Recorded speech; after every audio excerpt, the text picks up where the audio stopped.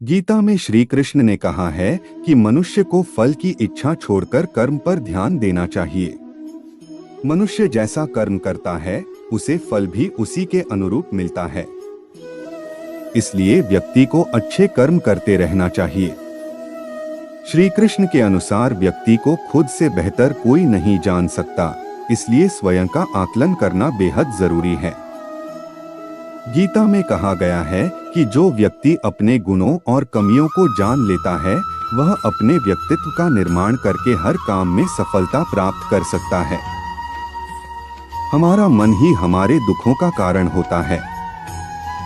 ऐसे में श्री कृष्ण ने गीता में कहा है कि जिस व्यक्ति ने अपने मन पर काबू पा लिया वह मन में पैदा होने वाली बेकार की चिंताओं और इच्छाओं से भी दूर रहता है।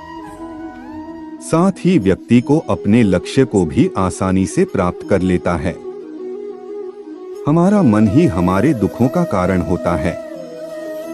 ऐसे में श्री कृष्ण ने गीता में कहा है कि जिस व्यक्ति ने अपने मन पर काबू पा लिया वह मन में पैदा होने वाली बेकार की चिंताओं और इच्छाओं से भी दूर रहता है। साथ ही व्यक्ति को अपने लक्ष्य को भी आसानी से प्राप्त कर लेता है। गीता के अनुसार व्यक्ति को संदेह या संशय का स्थिति में नहीं रहना चाहिए। जो लोग संशय का स्थिति में रहते हैं उनका भला नहीं हो सकता है।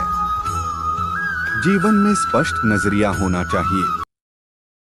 विश्वास की ताकत, तुम अपने विश्वासों की उपज हो। तुम जिस चीज में विश्वास करते हो तुम वही बन जाते हो। जो स्वयं पर विश्वास करते हुए लक्ष्य की ओर बढ़ते रहते हैं उन्हें सफलता जरूर मिलती है। अगर व्यक्ति अपने लक्ष्य के लिए कर्म में पूरे मन से लग जाता है और उसे कर्म करने से खुशी मिलती है तो सफलता उससे दूर नहीं। मृत्यु से भय व्यर्थ है। हर व्यक्ति के मन में मृत्यु का भय होता है। इस संसार का जब से निर्माण हुआ है तब से जन्म मृत्यु का चक्र चलता आ रहा है। यह प्रकृति का नियम है। इस सत्य को स्वीकार करके भयमुक्त होकर आज में जीना चाहिए। किसी को भी आने वाले पल के बारे में कुछ नहीं पता होता, लेकिन इस संशय में भयभीत रहने से जीवन नहीं जिया जा सकता। कर्म सबसे ऊपर आता है। श्री कृष्ण अर्जुन से कहते हैं कि व्यक्ति कर्म करने के लिए ही पैदा हुआ है और बिना कर्म किए कोई रह नहीं सकता। फल की चिंता करना व्यर्थ है क्योंकि इससे मनुष्य का मन काम से भटकने लगता है। किसी कर्म से सफलता नहीं मिलती तो क्या हुआ, असफलता भी ज्ञान के द्वार खोलती है। अगर बिना फल की चिंता किए कर्म करते रहोगे तो सफलता और मन की शांति जीवन भर तुम्हारा साथ नहीं छोड़ेगी। जो कर्मफल से विरक्त होकर कर्म करता जाता है उसका आध्यात्मिक ज्ञान बढ़ता जाता है। हमेशा स्वार्थी होना गलत है। जो व्यक्ति हमेशा स्वार्थ प्रेरित होकर फल की चिंता करते हुए कर्म करते हैं और सिर्फ फल ही उन्हें कर्म करने को प्रेरित करता है, ऐसे लोग दुखी और बेचैन रहते हैं क्योंकि उनका दिमाग हमेशा इसी उलझन में फंसा रहता है कि उन्हें क्या फल मिलेगा। स्वार्थी व्यक्ति सुखी नहीं रह पाता और ऐसे व्यक्ति से कोई भी संबंध नहीं बनाना चाहता। इसलिए स्वार्थ से ऊपर उठें और दूसरों का हित भी सोचें। क्रोध से सबका नुकसान होता है। क्रोध या गुस्सा करना व्यक्ति के दिमाग में उथल पुथल पैदा कर देता है। आवेश में विवेकहीन होकर कई बार व्यक्ति अपना ही नुकसान कर बैठता है या फिर अपनी ही मानसिक शांति को भंग करके खुद को कष्ट देता है। क्रोध की अग्नि में बुद्धि और तर्क नष्ट हो जाते हैं और व्यक्ति बिना विचार किए बस अपने अहम ईगो की तुष्टि करने वाले काम करता है। गुस्सा व्यक्ति की विचार शक्ति को पंगु बना देता है और भ्रम पैदा करता है। मन पर कंट्रोल जरूरी क्यों है? मन का स्वभाव है कि ये आसानी से भटक जाता है। अगर जीवन को सफलता की दिशा में ले जाना है तो मन को काबू करना बहुत जरूरी है। श्री कृष्ण कहते हैं कि बार बार प्रयास करने से धीरे धीरे चंचल मन को वश में किया जा सकता है। मन को वश में करने से दिमाग की शक्ति केंद्रित होती है जिससे कार्यों में सफलता मिलने लगती है। अगर मन को वश में नहीं करोगे तो ये आपका सबसे बड़ा शत्रु बन जाता है। भगवानों में कोई छोटा बड़ा नहीं। इस संसार में ईश्वर कई रूपों में जाना जाता है। इनमें से कोई भी रूप बड़ा छोटा नहीं है। परमात्मा का हर रूप समान है। जैसे हर नदी अंत में सागर में जाकर मिलती है, वैसे ही हर धर्म, मत और संप्रदाय की धाराएं परमात्मा रूपी समुद्र में समा जाती हैं। यह संसार परमपिता का ही स्वरूप है। वो हर कण में विद्यमान है। भगवान श्री कृष्ण उपदेश देते हैं कि हर व्यक्ति को अपने कर्तव्य का पालन करना चाहिए। यही धर्म है। अगर अपने कर्तव्य का पालन नहीं किया जाता है तो मन में अशांति और दुख प्राप्त होता है। अपनी पसंद नापसंद, मोहबैर को किनारे रखकर अपना कर्तव्य करो। किसी अन्य व्यक्ति का कर्म आपको कितना भी आकर्षित करे, उसके प्रलोभन में न आए। कष्ट में रहते हुए भी अपना कर्म करना दूसरे की नकल करने से श्रेष्ठ है। अपने कर्म और कर्तव्य का पालन ही जीवन का सही मार्ग है, क्योंकि कर्म करना अकर्मण्यता से हमेशा बेहतर है। कर्तव्य में दोष देखकर पीछे न हटें, क्योंकि हर कर्म में कोई न कोई छोटा बड़ा दोष हो सकता है। जैसे अग्नि के साथ धुआं भी होता है।